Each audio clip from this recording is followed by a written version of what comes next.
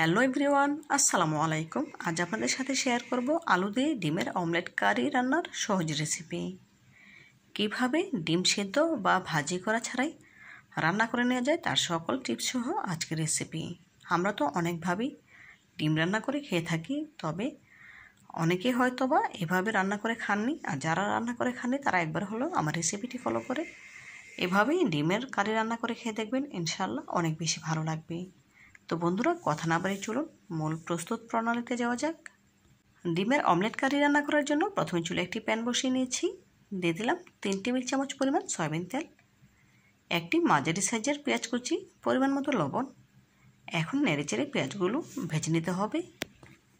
একেবারে অল্প সময় অল্প তেল মশলায় এই রান্নাটি করে নেওয়া যায়, আর খেতে কিন্তু অসম্ভব রকমের মজার হয়। দেখুন, কথা বলতে বলতেই পেঁয়াজগুলো আমার ভাজা হয়ে গিয়েছে। এখন এর সাথে শুকনো মশলা অ্যাড করব, সেজন্য দিয়ে দেবো সামান্য একটু পানি। যেহেতু শুকনো মশলা অ্যাড করে দিচ্ছি, মশলাটা যাতে পড়ে না যায় সেজন্য সামান্য একটু পানি অ্যাড করে দিলাম। দিব 1 চা চামচ লাল মরিচের গুঁড়া, ঝাল আপনারা আপনাদের স্বাদ মতো দিয়ে নেবেন। 1/2 চা চামচ হলুদ গুঁড়া, 1/2 চা চামচ জিরা গুঁড়া। এখন নেড়েচেড়ে মশলাটা খুব ভালোভাবে কষিয়ে নেব। যে কোনো তরকারির স্বাদ নির্ভর করে মশলা কষানোর ওপর। মশলাটা যত ভালোভাবে কষিয়ে নেওয়া হবে তরকারির স্বাদ তত বেশি বেড়ে যাবে। তরকারি রান্না করার জন্য এখানে কিছু আলু কেটে নিয়েছি, দেখি বুঝতে পারছেন, চিকন চিকন করে কেটে নিয়েছি। আলুগুলো আগে থেকে কেটে খুব ভালোভাবে ধুয়ে পরিষ্কার করে পানি ঝরিয়ে নিয়েছি। এখন মশলার সাথে দিয়ে দিলাম এখানে 2টি ছোটো সাইজের টমেটো, উপর থেকে খোসা ছাড়িয়ে কেটে নিয়েছি। এখন কেটে নিয়ে টমেটোগুলো অ্যাড করে দিলাম।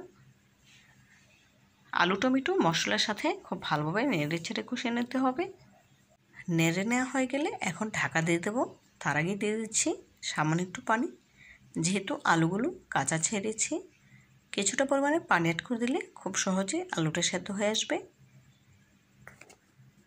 ঢাকা দিয়ে দিলাম।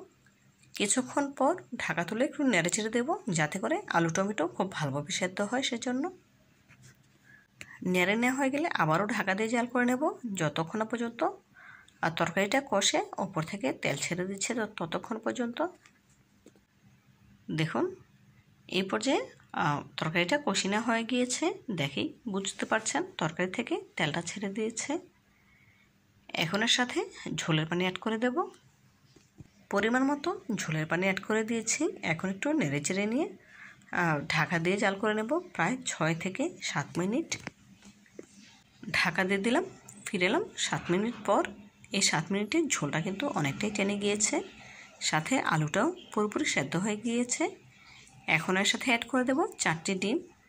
ডিমগুলো আমি কাঁচাই ছেড়ে দিচ্ছি, দেখি বুঝতে পারছেন। এক এক করে 4টি ডিম দিয়ে দিচ্ছি। 4টি ডিম দেয়া হয়ে গেলে আবারও ঢাকা দিয়ে দেব প্রায় 5 থেকে 6 মিনিটের জন্য। এই 5-6 মিনিটে ডিমগুলো পুরোপুরি সেদ্ধ হয়ে যাবে, ঝোলটাও অনেকটাই টেনে আসবে। দেখুন বন্ধুরা, প্রায় 5 মিনিট পর ফিরে এলাম।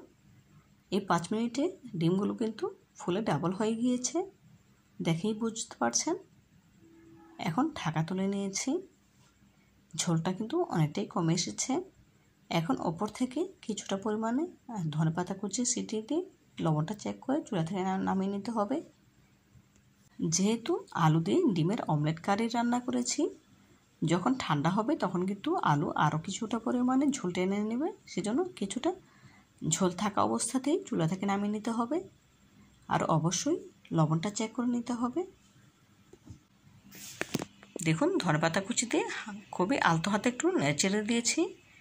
এখন গ্যাসের ফ্লেম অফ করে দিয়ে চুলা থেকে নামিয়ে একটি সার্ভিং প্লেটে সার্ভ করে আপনাদের সাথে শেয়ার করব।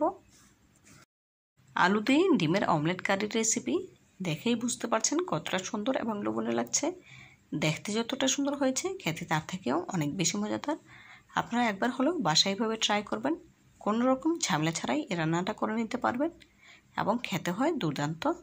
তো বন্ধুরা, আজকের মতো বিদায় নিচ্ছি। দেখা হবে নতুন কোনো দিনে নতুন কোনো রেসিপিতে। ভালো থাকবেন সবাই, আর আমার জন্য দোয়া করবেন যেন এমন আরও নতুন নতুন রেসিপি নিয়ে আপনাদের সামনে হাজির হতে পারি।